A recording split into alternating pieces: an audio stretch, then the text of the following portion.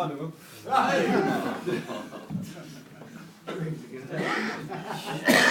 I'm just getting to my spiel there. This is the person I'm going to introduce. Is someone who, when I first walked into these fantastic rooms with GA, I was fortunate enough. I went to Gideon Park for the Monday before, and so I was really needed Gamblers Anonymous when I first came. I still need Gamblers Anonymous now, but when I came, I was lucky enough that I don't live too far away from here. But I went to Gideon Park on the Monday, and they said to us, "There's another meeting at Southend." And I said, "Oh, okay, I'll go down to this meeting at Southend." And I walked into these rooms 18 years ago nearly, and I walked in, and there's a guy sitting there with about 3 or 4 others, and you know, you come up here and you give your therapy, and it's the first time I ever give a therapy, because I didn't speak on the Monday, but on that Friday night I came here and I spoke, and I was sitting there and I said to him, I'll have all my debts paid in 2 years, or a year. And he looked at me and he said to me, "You better add a few more years onto that, son." And bloody old Git was right. But he's turned out to be one of my best friends I've ever met. He's like my surrogate dad. I was thinking about him today. And his lovely wife, Maureen, and his great son. Fantastic people. They were always looking out for me, always looked after me. He's given me some of the greatest advice I've ever had in and out of these rooms. Not just about being in, but honest to God.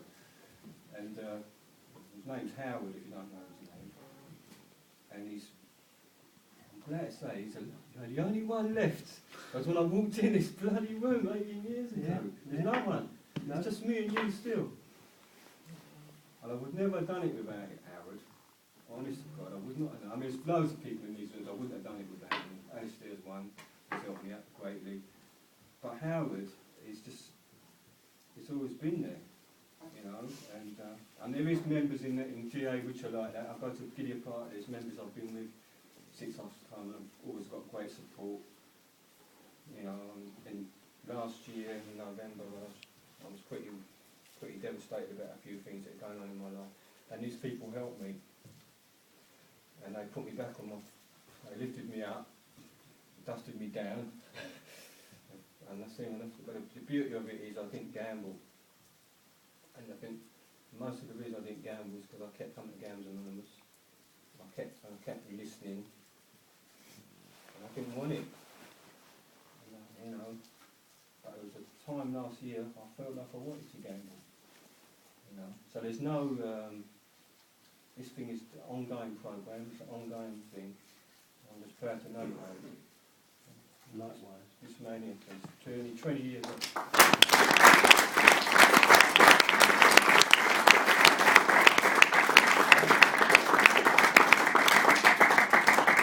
What's that? That's your medallion. You don't get no cans, you know? Oh, lovely. Give it to him. Thank you. Good evening, my name's Howard. I'm a compulsive gambler. Difficult to follow that. I've enjoyed tonight because with all the celebrations there's always also been lots of misery up here, and that's good for me. You know, that's more important to me than the good news, because I have to constantly remind myself of the misery that I suffered. And you've helped me to remember it tonight. How many years have you been coming here, Kelvin? 5 years in April. You ought to know better.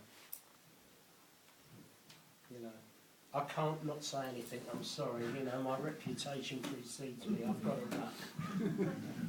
Because you know it all. You know what this says. It's simple to follow. It's simple to follow. And they've said it earlier, you know, how bad you want it. If you want it bad enough, it's here. It's always been here. It always will be here. You know, we're animals when we gamble. I lied, I cheated, I stole, I begged, I borrowed, I conned.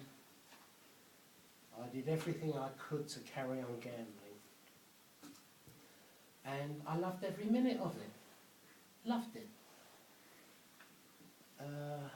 Until eventually it chewed me up and spat me out. And I couldn't have it anymore. And I held my hands up and I said, I've had enough, no more. And it's not until you or anyone here reaches that stage in your gambling career, for want of a better word, until you reach that stage, you won't stop gambling. You really won't. It's worse than the drugs, you know it is. It's worse than the drink, because you take drugs and you knock yourself out, you drink and you knock yourself out, but our sickness is 24 hours a day if we want it. We can always find ways to gamble. And like this man says, the pilot light is always burning. No matter, I've been off over 20 years, and the pilot light is always burning. I hope it will never go off, but it's always there. And that's why I still come here. And that's why I love to listen to you guys, because you constantly remind me of the despair that's out there, of the misery that's out there, and also of the hope that's in here. I cannot believe that I've gone over 20 years without gambling, because it was a way of life for me, always was. And now I don't even really think about gambling. You know, unless we talk about the past, Maureen and I, which we don't do that often, the subject never really comes up.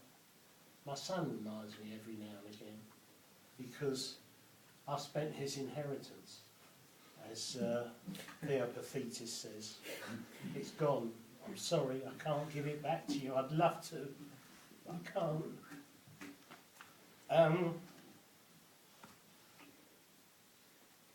And that is probably my biggest regret,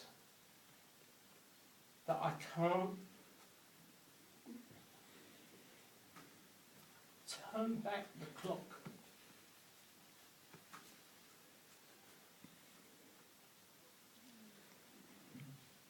I'm sorry. I can never repair the damage that I've done.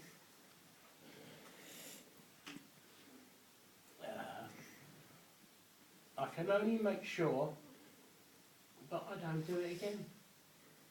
And it's coming here that makes me do that.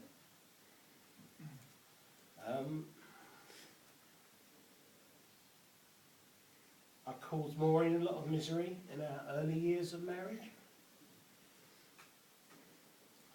I like to think that I've made it up a little bit, especially in the last couple of years.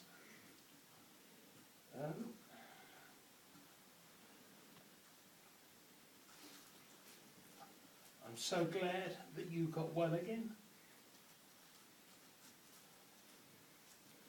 But, as I said before, to any newer member, this programme is fantastic, and it will always work for you if you want it to. This is the most expensive club in the world to join. It's cost all of us loads of money. But I'm glad I'm here. I'll always be here. I hope to keep coming till the day I die. And it's all you guys that I want to thank for everything you've done. My name's Howard, I'm a composer.